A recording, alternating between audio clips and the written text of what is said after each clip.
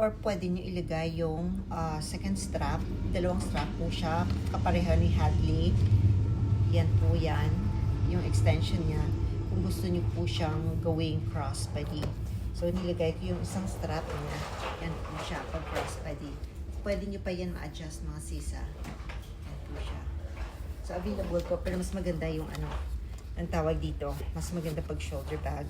Pero kung nagta-travel kayo, okay din naman. Pero mas maganda yung, maganda talaga yung Ella mga sis. Yung shoulder bag.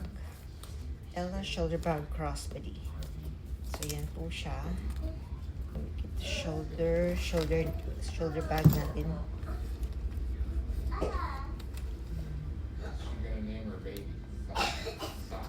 Shoulder bag natin. Yan po. Mas maganda siya. Ang ganda ng color nito. Available po yan.